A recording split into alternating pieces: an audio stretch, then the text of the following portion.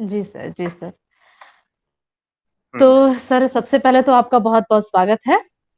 हुँ, black swell के webinar श्रृंखला 8 में आप के साथ जितने भी सुधीजन हमारे साथ जुड़ गए हैं, उन सभी का भी स्वागत है। ब्लैक स्वेल थिएटर विदर्भ में हिंदी रंगमंच को करता है और विदर्भ के किसानों की समस्याओं को भी आगे बढ़ाने के लिए या उसकी समस्याओं के विषयों को आगे तक पहुंचाने के लिए भी नुक्कड़ नाटक करता है। यह ब्लैक स्वेल थिएटर है। अब चूंकि हम वेबिनार लगातार 7 जून से हम करा रहे हैं, तो आज हमारा 8वां वेबिनार श्रृंखला है, जिसमें हमारे बीच जुड़े हैं देश के जाने माने फिल्म एवं नाट्य समीक्षक श्री अजीत राय जी। मैं अजीत राय सर के परिचय से सबसे पहले आप सभी को अवगत करा दूं कि जिस हस्ती के साथ आप आज जुड़ने जा रहे हैं, जिनको आज आप सुनने जा रहे हैं, उनका एक बड़ा व्यक्तित्व, जिन्होंने अपने जीवन का बड़ा समय भारतीय रंगमंच, भारतीय सिनेमा को दिया है समीक्षा के रूप में। तो आइए उनके कार्य को एक बार हम जान लेते हैं। अजीत राय देश के जाने माने फिल्म एवं नाट्य समीक्षक और सांस्कृतिक पत्रकार संपादक हैं। उन्होंने पिछले 30 वर्षों में देश के लगभग सभी महत्वपूर्ण राष्ट्रीय अखबारों, पत्रिकाओं एवं रेडियो टेलीविजन में साहित्य, रंगमंच, सिनेमा, संस्कृति के अन्य रूपों एवं बौद्धिक विषयों पर लगातार लेखन किया है। उनके हिंदी में अब तक प्रकाशित लगभग 5,000 आलेखों, रिपोर्टों, रपटों, समीक्षाओं, साक्षात्कारों एवं आवरण कथाओं में से अधिकतर देश की सांस्कृतिक पत्रिका में मील का पत्थर माने गए हैं। अजीत राय ने 2018 में फिल्म पत्रकारिता में वर्ल्ड रिकॉर्ड बनाया, जब 15 दिनों में 71वें कान फिल्म फेस्टिवल की उनकी 75 रिपोर्ट विभिन्न भारतीय अखबारों में प्रकाशित हुई। दुनिया में किसी एक पत्रकार की एक समारोह पर 75 रिपोर्ट आज तक नहीं आई है, न छपी है। तो यह अपने आप में एक अनूठा कार्य है श्री अजीत राय जी के द्वारा। अजीत राय जी को दुनिया के सबसे प्रतिष्ठित कान फिल्म समारोह के सबसे महत्वपूर्ण प्रेस बैज प्रदान करते करते हुए विश्व के सर्वश्रेष्ठ फिल्म समीक्षकों में शामिल किया है। अजीत राय जी हिंदी के पहले ऐसे पत्रकार हैं जिन्हें दुनिया की सबसे प्रतिष्ठित कान फिल्म समारोह फ्रांस में लगातार 8 बार आमंत्रित किया गया है। यह गौरव कान फिल्म फेस्टिवल के 73वें वर्षों के इतिहास में अब तक किसी अन्य हिंदी पत्रकार को नहीं मिला है। सर का इतना बड़ा काम है जिसे विस्तार से बताने के लिए मुझे एक लंबा समय चाहिए, फिर भी मूल मूल जो काम है जिसे हमें जानना ही चाहिए वो मैं जरूर रखना चाहूंगी। अजीत राय जी के संपादन में प्रकाशित दूरदर्शन की मासिक मासिक साहित्यिक पत्रिका दृश्यांतर के गुणवत्ता, लोकप्रियता और नवाचार में कई कीर्तिमान स्थापित किए। साथ ही आप राष्ट्रीय नाट्य विद्यालय द्वारा संपादित पत्रिका रंग प्रसंग के भी संपादक रह चुके हैं। आपने सिनेमा के आंदोलन, कैसे सिनेमा आंदोलन के रूप में आए, वह शिक्षा का हिस्सा बने, इस पर आपने खूब जोर दिया है और खूब काम किया है। मॉस्को में सन 1914 में पहली बार आप भारतीय फिल्मों के फेस्टिवल की शुरुआत आपने की है, जिसके प्रथम निदेशक आप बनाए गए। साथ ही आपको कई सम्मान से नवाजा गया है, जिसमें प्रमुख है अभिनय अभिनव रंग मंडल उज्जैन का कला समीक्षा सम्मान, अभिनय रंगमंच हिसार का रंग समीक्षा सम्मान, मंच रंगमंच अमृतसर का नाट्य समीक्षा सम्मान, आशीर्वाद रंगमंडल बेगूसराय का रंग समीक्षा सम्मान, नट सम्राट का बेस्ट थिएटर क्रिटिक अवार्ड आदि। एक और महत्वपूर्ण बात, आपको ब्रिटिश संसद के उच्च सदन हाउस ऑफ लॉर्ड्स में आयोजित हिंदी समारोहों में व्याख्यान देने के लिए 2007 से 2011 तक नियमित रूप से आमंत्रित किया गया। 2012 में आप बर्लिन में आयोजित प्रथम फिल्म फिल्म समारोह के निर्देशक भी बनाए गए। साथ ही सितंबर 2012 में ईरान के राष्ट्रपति ने आपको विशेष अतिथि के रूप में new horizon film festival Tehran में आमंत्रित किया था। तो सर, आपका एक वृहद व्यक्तित्व, वृहद काम जो भारतीय सिनेमा समीक्षकों से जुड़ा हुआ है, तो पुनः आपका ब्लैक स्वेल थिएटर की वेबिनार श्रृंखला 8 में स्वागत है सर। हम आपको सुनना चाहेंगे, जैसा कि विषय है आज का विश्व सिनेमा और भारत। जी सर। नमस्ते दोस्तों, आप सबका अभिवादन है आज की बातचीत में। और जैसा कि सूरभ जी ने लंबा चौड़ा मेरा परिचय दिया, और कुछ नहीं, बस मैं एक सिनेमा का इश्कबाज हूँ और रंगमंच का मैं प्यार करता हूँ, इन दोनों विधाओं से। और जिंदगी के कई वर्ष अंधेरे सिनेमा हॉल के अंधेरे में गुजारे हैं, करीब करीब तभी इतना कुछ हो पाया है। और उन्होंने कहा है मुझसे, मैं तो आज के सिनेमा पर बात करना चाहता हूँ क्योंकि आज के सिनेमा के बारे में बहुत कम बात होती है। अधिकतर वो फिल्में इंटरनेट पर अवेलेबल नहीं हैं, और जो कान, बर्लिन, वेनिस, टोरंटो और बुसान में जो नई फिल्में जाती हैं दुनिया भर की, वो बहुत दिन बाद आती हैं नेटफ्लिक्स और ओटीटी प्लेटफॉर्म और इंटरनेट और डिजिटल प्लेटफॉर्म पर। तो हम यहाँ से शुरू करते हैं। थोड़ा सा मैं इस बार उल्टा चलूंगा। उल्टा इसलिए चलूंगा कि यूरोप को सिनेमा की जन्मस्थली माना जाता है, और एक कई दशकों तक यूरोपीय सिनेमा वर्ल्ड सिनेमा के केंद्र में रहा है। और यहाँ मैं रूस और अमेरिका को अलग से रेखांकित करना चाहता हूँ, क्योंकि क्योंकि आप जानते हैं कि जब भी 1895 में जब फ्रांस में सिनेमा का आविष्कार हुआ, लूमियर्स ब्रदर्स की पहली फिल्म दिखाई गई वहां, workers walking from the Lumiere's factory, ऐसे कुछ था वो। और 8 छोटी छोटी फिल्में दिखाई गई थी। तब से लेकर उसी समय, उसके कुछ ही दिन बाद एक ही साथ सिनेमा भारत पहुंचा, रूस पहुंचा और अमेरिका पहुंचा। तो बाकी इंग्लैंड, अमेरिका, रूस और भारत, इसके बारे में थोड़ा सा बाद में चर्चा करेंगे। और मेरा ये मानना है, और पहले मैं इसको बता दूं कि आज का जो वर्ल्ड सिनेमा है वह मनुष्य की आजादी का घोषणा पत्र है। वो एक बराबरी का, मनुष्य की मानवीयता का, बराबरी का, उसकी गरिमा का घोषणा पत्र है।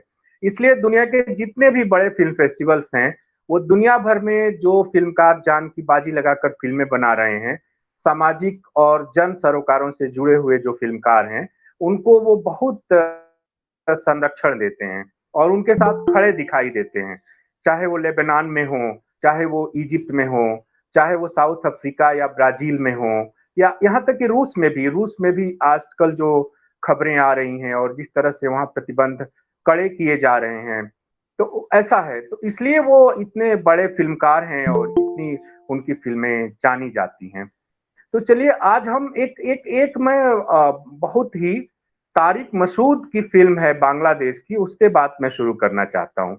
ये फिल्म जब बनी थी 2002-3 में, तो कान में इसको फिल्म पत्रकारों के अंतर्राष्ट्रीय संगठन इफ्रेस्की ने अवार्ड दिया था। डायरेक्टर्स फोर्टनाइट में ये फिल्म दिखाई गई थी। उस फिल्म का नाम है, बांग्ला में टाइटिल है मोटिर मैना, और अंग्रेजी में उसको द क्ले बर्ड कहेंगे। तारिक मसूद अब नहीं रहे दुनिया में, उनकी अमेरिकन वाइफ थी जिन्होंने इसमें बहुत मदद की थी। और ये 71 के वॉर पर है। आपको कभी मौका मिले तो द क्ले बर्ड फिल्म देखिएगा। और उसने इतना बड़ा काम दुनिया भर के लिए किया था। और उसमें होता यह है कि बांग्लादेश में एक गांव है, एक मौलवी है जो बहुत आध्यात्मिक है और सच्चरित्र भी है, और वो बहुत साधारण जीवन जीता है, उसके बच्चे, उसकी बीवी, उसके परिवार। तो उसमें होता है कि पाकिस्तानी फौजें चारों ओर से गांव को घेर लेती हैं। रात का समय है और उनको लगता है कि फौजें अब हमला करेंगी। इसमें गांव के सभी लोग उससे कहते हैं कि चलो भाग जाओ, जंगल में हम जाकर छिप जाते हैं। तो वो कहता है कि नहीं, मैं कुरान को छोड़कर नहीं जा सकता, ये पवित्र ग्रंथ है हमारा। और वो अपने पूजा घर में बैठा हुआ कुरान का पाठ करता है। और रात को पाकिस्तानी फौजें हमला करती हैं और वो गांव के सारे लोग चले गए हैं जंगल में, बच जाते हैं। और जब सुबह सारे लोग आते हैं तो देखते हैं कि आधी कुरान जली हुई पड़ी है और वो उसी पर अधमरा साल एक तरह से झुका हुआ उसको देखते हैं उस मौलवी को। और उनका छोटा सा बच्चा है जो एक एक डायलॉग कहता है, वहां संवाद आता है, बहुत मार्मिक संवाद है। वो कहता है कि वो भी मुसलमान हैं, हम भी मुसलमान हैं, कुरान उनका भी है, कुरान मेरा भी है, वो कुरान को कैसे जला सकते हैं।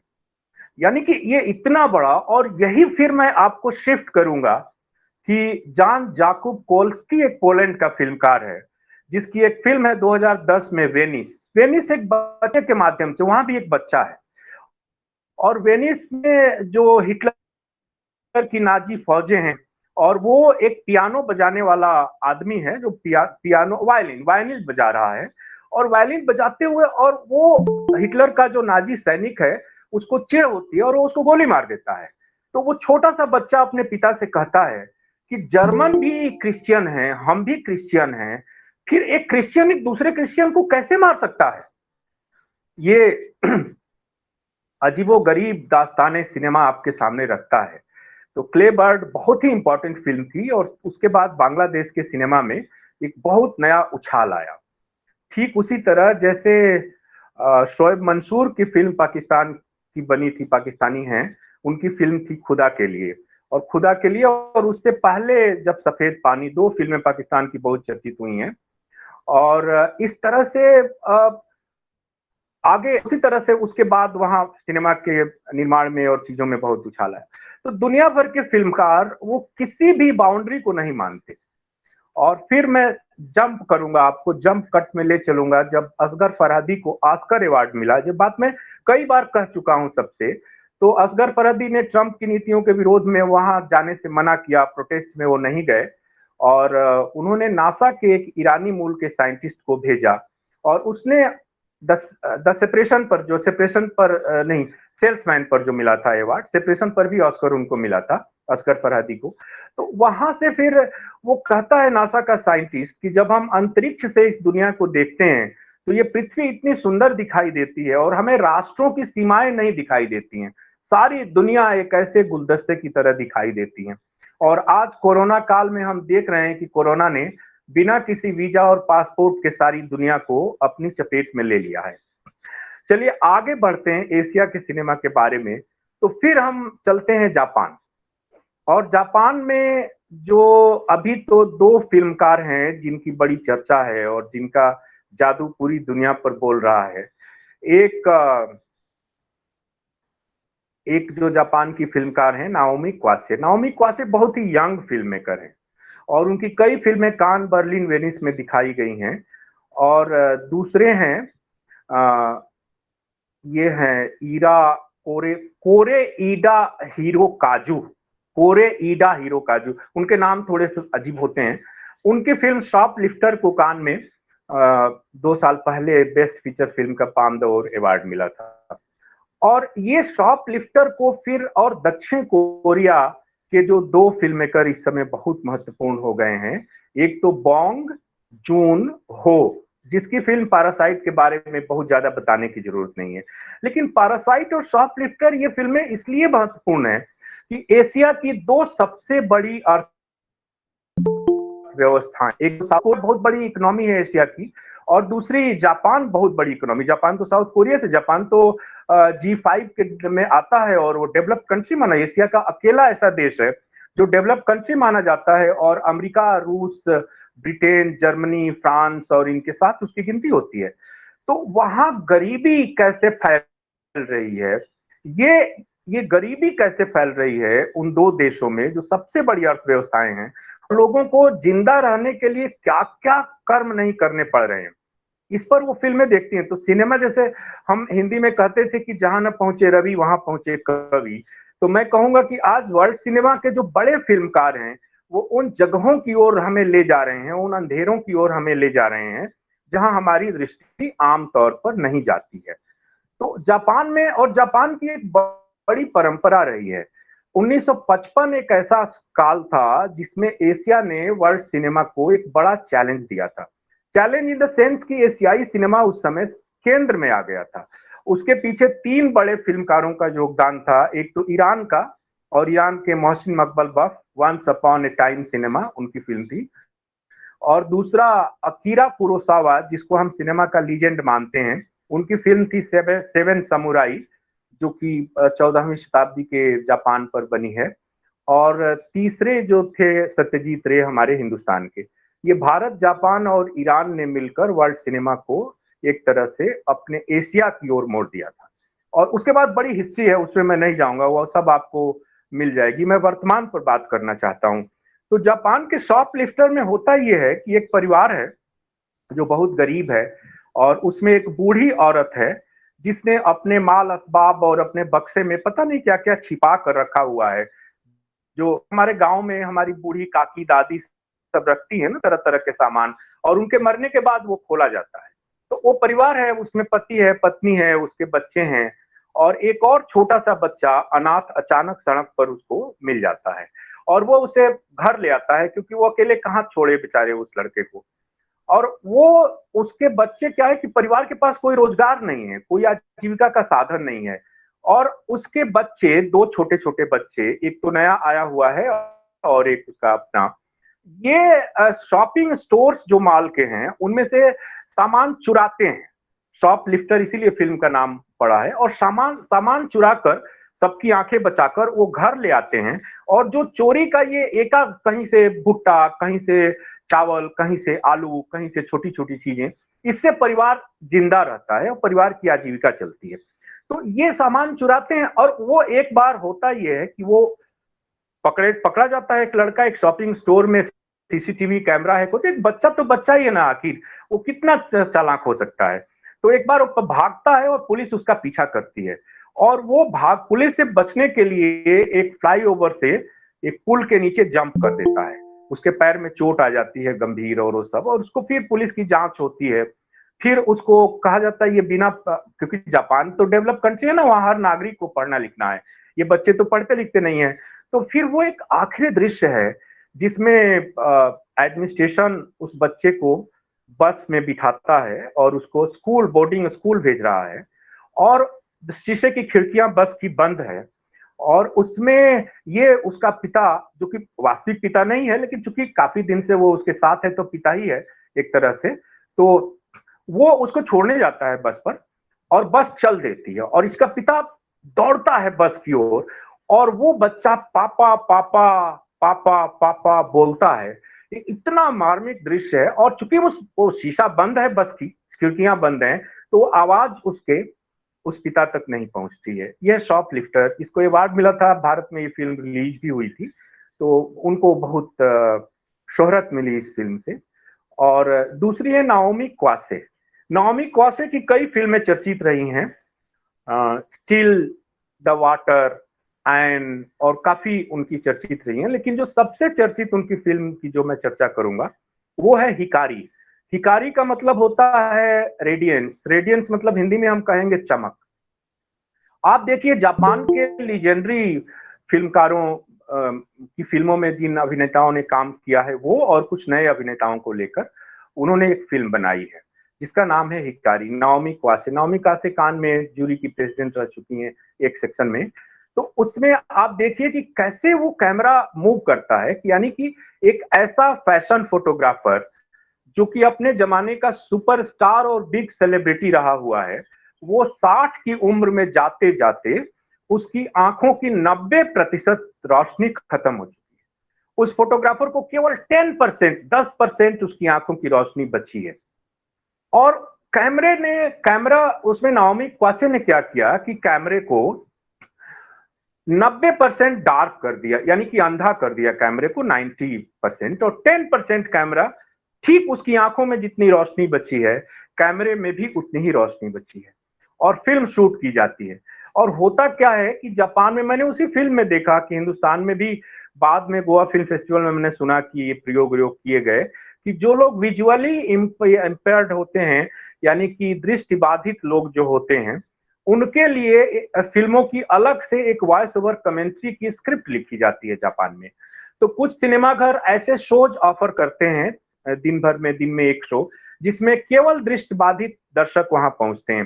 क्योंकि उनको दिखाई कुछ नहीं देता, तो वो सुनी से ना और आवाजें सुन सकते हैं।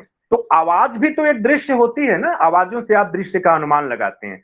तो उसमें एक 22 साल की लड़की है जो जापानी फिल्म इंडस्ट्री में वो स्क्रिप्ट राइटिंग का काम करती है कि वो दृष्टिबाधित लोगों के लिए, और वो उसी तरह से वो फोटोग्राफर के संपर्क में आती है, और दोनों के बीच एक मासूम किस्म का एक इश्कियाना रिश्ता डेवलप होता है। और पूरी फिल्म इस तरह से चलती है, स्मृतियों में जाती है, और इतनी इतनी चीजें उसमें दिखाई जाती हैं। उसमें हिकारी थी वो नाओमी कावासे की फिल्म जापान में। और जापान में बहुत सारे क्लासिक फिल्में जापान ने दी है, जैसे ओशिमा की फिल्म जो सबसे ज्यादा कंट्रोवर्शियल रही थी, द रेल्म ऑफ सेंसेज। और इस हिकारी में द रेल्म ऑफ सेंसेज का हीरो जो था उसने भी एक लीड रोल किया है। और रेल्म ऑफ सेंसेज बहुत ही कंट्रोवर्शियल रही थी। उस फिल्म में जितना एक्सपोजर था उतना एक्सपोजर शायद बहुत कम फिल्मों में दिखाई देता है, लेकिन वो ब्रिलियंट फिल्म बनाई थी ओशिमा ने। और एक है यासुनीरो ओजू। ओजू बहुत महान फिल्मकार माने गए 1953 के आसपास। अच्छा देखिए, फिल्मकार क्या करता है, जो मैंने अपने पिछले आर्टिकल जो रंग भेद पर मैंने लिखा था, और रंग भेद का जो आर्टिकल था ब्लैक क्लांसमैन जो स्पाइक ली की फिल्म थी अमेरिकन, कि कैसे उसने 2 साल पहले कान फिल्म फेस्टिवल में ये घोषणा कर दी थी कि अमेरिका बारूद के ढेर पर खड़ा है और कभी भी अमेरिका में नस्ल भेद के दंगे और वो सब शुरू हो सकते हैं, जो आपने देखा कि जॉर्ज फ्लॉयड की हत्या के बाद वो शुरू हुआ अमेरिका में। तो उसी में आप देखिए कि उस समय टोक्यो उतना आधुनिक नहीं बना था, लेकिन दुनिया के अन्य देशों के मुकाबले टोक्यो बहुत आधुनिक बन गया था। और इसके पीछे बताया जाता है कि सेकेंड वर्ल्ड वॉर में जब जापान पर अमेरिका ने बम गिरा दिया, तो जापान ने अमेरिका से एक ट्रीटी की कि जापान की आर्मी नहीं होगी, और जापान एक मुफ्त राशि अमेरिका को देगा पैसा, और जब जापान पर कोई देश आक्रमण करेगा तो फिर वो अमेरिका उसको बचाएगा। तो उसका जो डिफेंस का जितना खर्चा जापान कर सकता था एक देश, जैसे हमारे हिंदुस्तान और चाइना और ये सब करते हैं सेनाओं पर और हथियारों की खरीद पर, वो सारा खर्चा जापान ने डेवलपमेंट में लगा दिया। और वो इतना आगे बढ़ गया जापान इस डेवलपमेंट में कि वो दुनिया के नंबर 1 देशों में शुमार हो गया। तो वहां से आप देखिए कि वो उस फिल्म का नाम है, ओजू की फिल्म का नाम है टोक्यो स्टोरी। टोक्यो स्टोरी को 2 लाइन में करके फिर हम आगे बढ़ेंगे। टोक्यो स्टोरी को देखते हुए और उसके अंत में हम लोगों की आंखों से झरझर आंसू बह रहे थे। मैंने film and television institute of India Pune में कोर्स के दौरान उस फिल्म को देखा था 2003 में। ब्लैक एंड व्हाइट फिल्म है, जिसमें क्या होता है कि जब इकोनॉमी बहुत तेज रफ्तार से बढ़ती है तो जाहिर है परिवार टूटते हैं, इमिग्रेशन बहुत होता है एक दूसरी जगहों पर। तो बहुत सारे बच्चे अपने गांव से पढ़ लिख कर टोक्यो में या बड़े शहरों में, जैसे हमारे यहाँ दिल्ली, बॉम्बे, बेंगलोर, हैदराबाद में जाते हैं, वहीं नौकरियां करते हैं और बस जाते हैं, और उनके माँ बाप पीछे गांव में छूट जाते हैं। जापान के एक सुदूर समुद्र के तटीय गांव में एक माता पिता हैं जो रहते हैं, जिनको एक पोस्ट कार्ड मिलता है, और उस पोस्ट कार्ड में ये लिखा है कि उनके बच्चों ने उनको आमंत्रित किया है टोक्यो में अपने साथ रहने के लिए। अब इससे पूरे गांव में जश्न का माहौल है, एक बहुत बड़ा जश्न होता है गांव में, भोज दिया जाता है, क्योंकि उस जमाने में कुछ सोच नहीं सकता था कि किसी के बच्चे अपने माँ बाप को इस टोक्यो या शहर बुलाएंगे। और वो ये दोनों माँ बाप शहर जाते हैं जहां उनका बेटा डॉक्टर है। बेटा टोक्यो का नामी नामी डॉक्टर है, और उनकी बेटी हेयर ड्रेसर है बहुत नामी, और दोनों का बिजनेस खूब फल फूल रहा है। होता यह है कि जो माँ है वो बीमार पड़ जाती है, और जो टोक्यो का सबसे बड़ा शानदार डॉक्टर बेटा अपने पेशेंट और अपने क्लाइंट्स में इतना उलझा हुआ है और पैसा कमाने की होड़ में इतना अंधा हो चुका है कि उसे टाइम ही नहीं है कि वो अपनी माँ का इलाज करे और उसको देखे। होता ये है कि फिर वो उसकी माँ बीमार पड़ती है और मर जाती है। आप देखिए कि 1953 में ओजू ये फिल्म बनाते हैं टोक्यो स्टोरी, और टोक्यो में एक टोक्यो का सबसे बड़ा डॉक्टर, आप सोचिए जैसे दिल्ली में और बॉम्बे में हमारे सबसे बड़े डॉक्टर हैं जिनके बारे में बहुत नाम है, और उनकी माँ खुद इलाज के बगैर मर जाती है।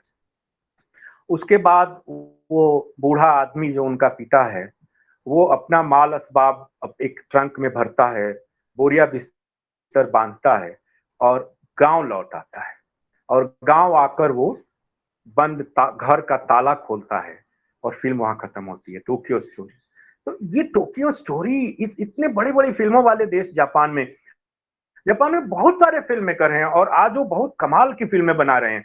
लेकिन जैसा कि मुक्तिबोध कहते थे कि हमारा जो साहित्य है वो सब सभ्यता समीक्षा है, वो हमारे सिविलाइजेशन को काउंटर करता है। उसी तरह आज का विश्व सिनेमा हमारी एक चमक दमक भरी, एक अंधाधुन भागती हुई मनुष्यता विरोधी सभ्यता की समीक्षा करता है और वो बताता है कि ये सारा कुछ तो इंसान के लिए है ना। यदि इंसान ही नहीं बचेंगे तो ये सारा कुछ कैसे होगा, कैसे चलेगा। तो इसी तरह से मैंने एक फिल्म की बात की, मैंने ब्लाइंडनेस की बात भी आप लोगों से एक बार की थी।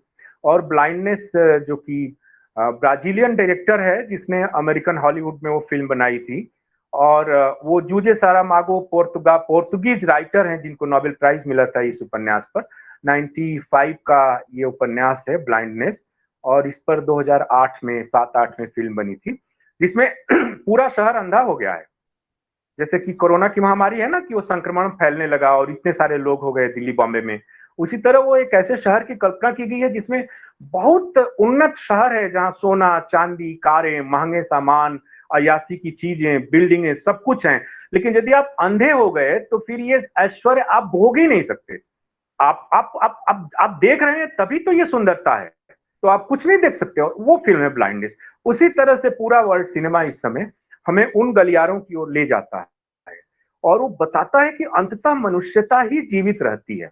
तो जापान का ये सीन है और जापानी सिनेमा ने कमाल का किया है। अकीरा कुरोसावा की बहुत सारी फिल्में, राशोमन जिसमें 4 लोग एक ही कहानी सुनाते हैं और कहानी बदल जाती है। जैसे हम कहते हैं ना कि आप कोई कहानी एक आदमी को सुनाओ, हम लोग खेल खेलते थे बचपन में, तो एक कहानी हम मान लीजिए 10 लाइन की किसी को सुनाते थे और वो दूसरे को सुनाता, तीसरे चौथे 10वें व्यक्ति तक आते आते वो कहानी पूरी तरह से बदल जाती थी। उसी तरह राशोमन में एक दुर्घटना होती है जंगल में और उसको 4 लोग अपने अपने तरह से सुनाते हैं।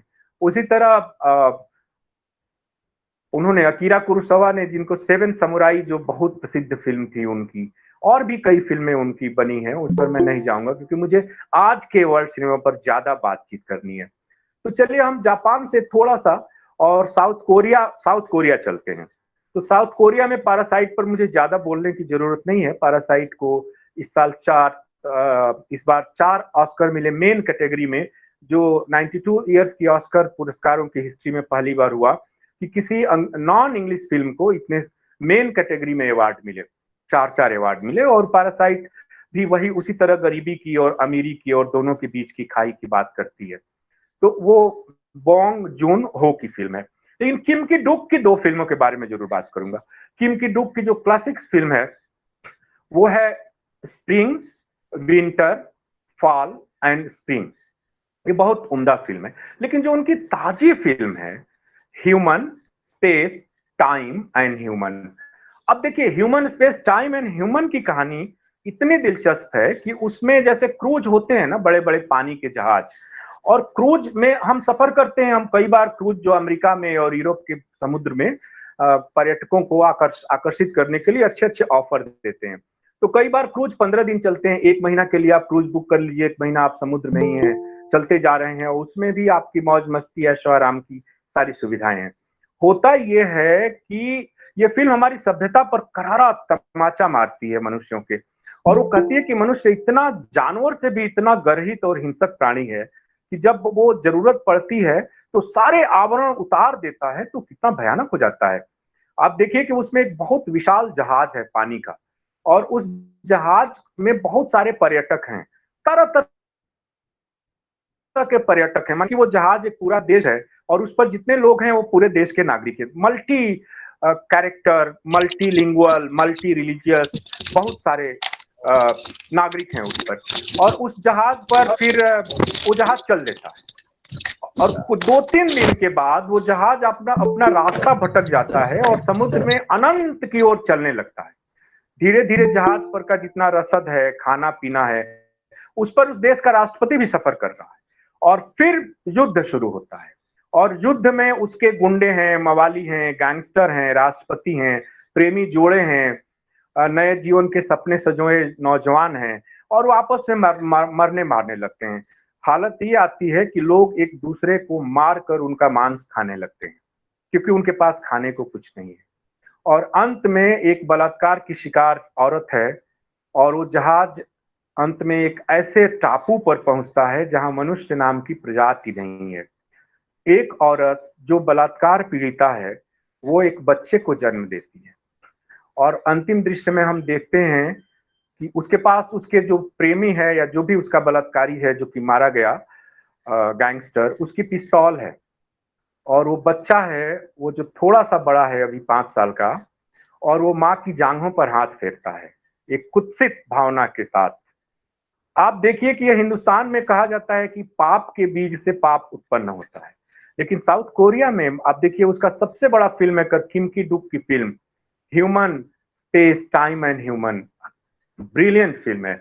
और उसमें फिर वो औरत उसको डांटती है, तमाचा मारती है और बच्चा अपनी माँ पर पिस्तौल तान देता है और फिल्म ही खत्म हो जाती है। ये बात किम की डुक किस तरह से कह रहे हैं, माने किन अंधेरे कोनों को उजागर कर रहे हैं। अच्छा, इस फिल्म में कोई भी उस तरह के दृश्य नहीं है जो कि आप अपने परिवार के साथ ना देख सकें। ये सारी बात अपनी इस हिंसा, क्रूरता, विभत्सता और उसको ले जाते हुए फिल्म एक उत्कर्ष पर पहुंचती है।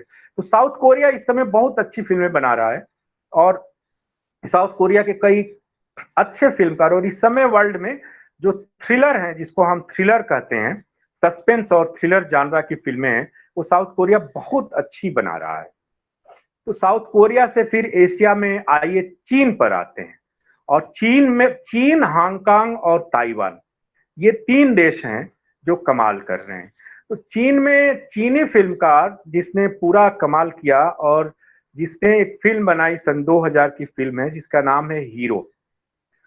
हीरो टेक्निकल एडवांसमेंट के लिए बहुत मशहूर हुई थी और जिस तरह से हीरो की कहानी है जिसमें हीरो के कैरेक्टर हैं, एक है ब्रोकन शोर्ड मतलब खंडित तलवार, एक कैरेक्टर का नाम है हीरो में फ्लाइंग स्नो उड़ती हुई बर्फ, और एक का नाम है नेमलेस मतलब नेमलेस उसका नाम ही है एक कैरेक्टर का, और राजवंश, हान राजवंश और वहां की हम कहानी चाहते हीरो हैं ने ले मैसेज दे दें वो कि जो हम हेलो। देख रहे हैं।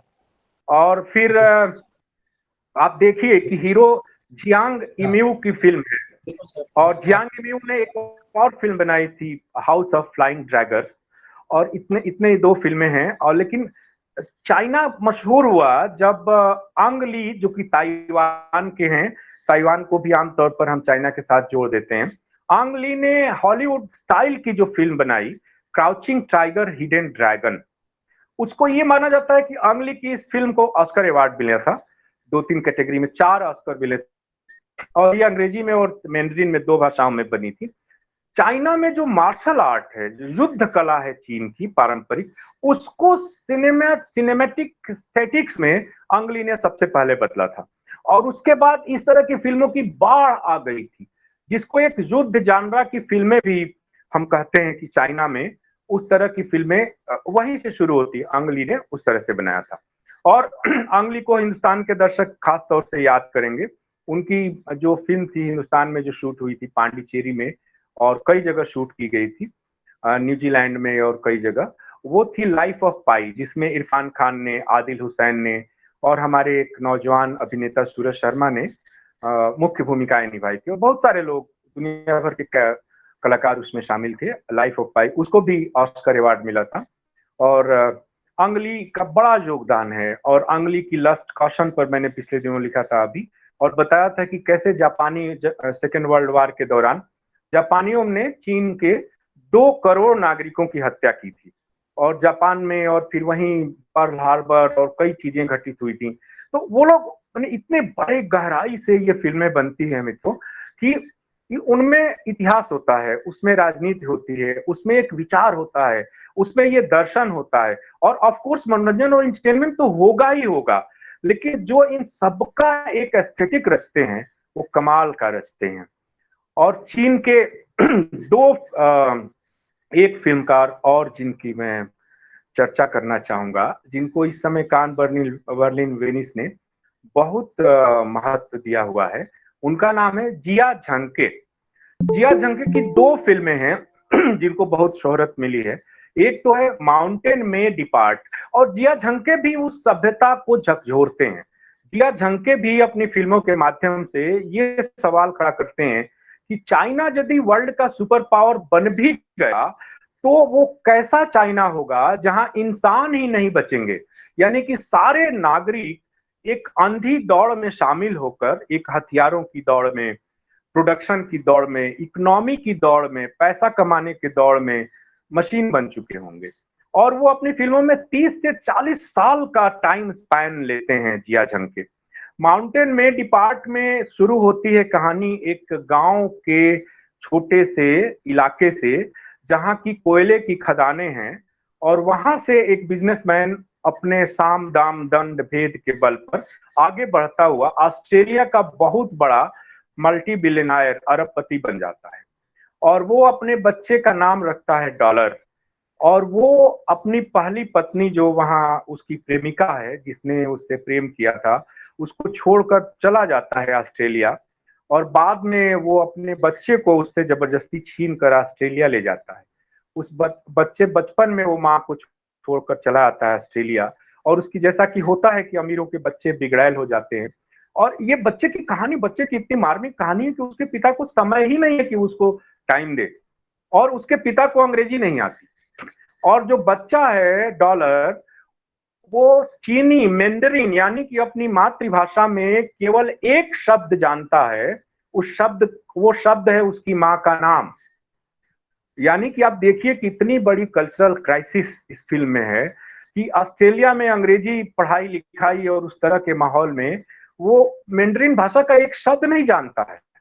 और जब बाप बेटे में गाली गलौज होती है, तू तू मैं होती है, तो उसको एक इंटरप्रेटर बिठाना पड़ता है बीच में, बाप बेटे के बीच, ताकि जो उसका बाप चाइनीज में जो इसको गाली देता है, वो उसको वो इंटरप्रेटर अंग्रेजी में बोलकर बताती है, और जो बेटा अंग्रेजी में उस गाली का जवाब देता है उसको वो चाइनीज में बताती है। और ये अद्भुत फिल्म है माउंटेन में डिपार्ट। और उनकी ताजी फिल्म जो कान में दिखाई गई थी उसका है ऐश इज प्यूरेस्ट व्हाइट। इसमें भी एक छोटे कस्बे कैसे शहर में बदल रहे हैं, कैसे इंडस्ट्रियलाइजेशन हो रहा है, और इस एक निर्बाध, अराजक और दैत्याकार औद्योगिकरण की कीमत चीनी नागरिकों को कैसे चुकानी पड़ रही है, ये जिया झंके की फिल्म बताती है हमें। तो ताइवान चीन का जो पूरा का पूरा स्ट्रक्चर है, ताइवान को भी आप देखेंगे आप गूगल में, तो ताइवान भी इस समय पर कैपिटा इनकम वहां की बहुत ज्यादा है। और ताइवान का अधिकतर भाग पहाड़ों से आच्छादित है, लेकिन उसका वहां की इकोनॉमी बहुत ही पावरफुल है। और चाइना के बारे में तो और कुछ मुझे कहने की जरूरत ही नहीं है। तो आइए अब थोड़ा सा यहाँ से हांगकांग की ओर चलते हैं। हांगकांग में बहुत सारे फिल्म मेकर हैं। हांगकांग के पीटर चान, जिनकी फिल्म परहैप्स लव को टाइम मैगजीन ने बहुत बड़ी फिल्मों में शुमार किया था। और उनकी फिल्म वॉर लॉर्ड्स, वो भी एक उसी तरह के युद्ध जानरा की फिल्म है। और स्टेनले क्वान, जिनकी सेंटर स्पेड और बहुत सारी फिल्में हैं। लेकिन मैं थोड़ा सा समय वांग कार वाई पर देना चाहता हूँ। इस समय वांग कार वाई सिनेमा की दुनिया में, वर्ल्ड सिनेमा में बहुत बड़ी हस्ती हैं।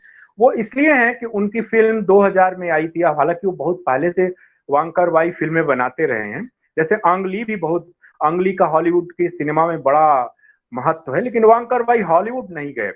उन्होंने अपनी फिल्में, और जो प्रेम पर, मैंने प्रेम पर जो विश्व की आप 3-4 महान फिल्मों की कल्पना करेंगे और 5 फिल्मों का नाम लेंगे, तो उसमें वांग कार वाई की फिल्म जो 2000 की है संभवतः, इन the mood for love. In the mood for love को इस साल कान फिल्म फेस्टिवल जो कि नहीं हुआ, उसने वर्ल्ड क्लासिक में शुमार किया था और उसको स्क्रीन करने की घोषणा की थी। In the mood for love Wong Kar Wai की लव ट्रायलॉजी की एक फिल्म है। जो लव ट्रायलॉजी की जो उनकी 3 फिल्में हैं, ऐसा हम लोग मानते हैं। एक तो है डेज ऑफ गेटिंग वाइल्ड, और दूसरी फिल्म है इन द मूड फॉर लव, और तीसरी फिल्म उनकी है 2046, संभवतः 2046। और ये तीनों फिल्में, और 2046 में आप देखिए कि ये इतनी अद्भुत कहानी है और इतनी फैंटेसी है जो जाकर, कि in the mood for love बीच की फिल्म है। और उसमें कि हम जिससे प्रेम करते हैं हम सारी उम्र उसी की तलाश करते रहते हैं, तमाम औरतों से गुजरते हुए, और औरतें तमाम मर्दों से गुजरते हुए उसी पुरुष की तलाश करती हैं, और मर्द उसी औरत की तलाश करता है जिससे उसने कभी प्रेम किया था। और प्रेम का रहस्य कहाँ पर छुपा हुआ है? प्रेम का रहस्य वांग कार-वाई की फिल्म 2046 में, या 48 है, मैं भूल रहा हूँ शायद नाम, 2046 या 48, तो उसमें, हाँ 2046, तो उसमें अंकोर वाट के, कंबोडिया के अंकोर वाट के मंदिर में एक पीपल की के कोटर में प्रेम का रहस्य छुपा है। और कहानी ये कही जाती है कि हमारे पुराने जमाने में जब भी किसी को कोई रहस्य बताना होता था अपने प्रेम का, तो वो पहाड़ों पर जाते थे और पेड़ के कोटर में उस रहस्य को बोलते थे, और फिर उस पर मिट्टी लगाकर, मिट्टी का लेप लगाकर बंद कर देते थे। यानी कि सारे, अब सोचिए कि करोड़ों करोड़ लोगों के प्रेम के रहस्य उसी पेड़ की कोटर में बंद हैं, दुनिया भर में बंद हैं।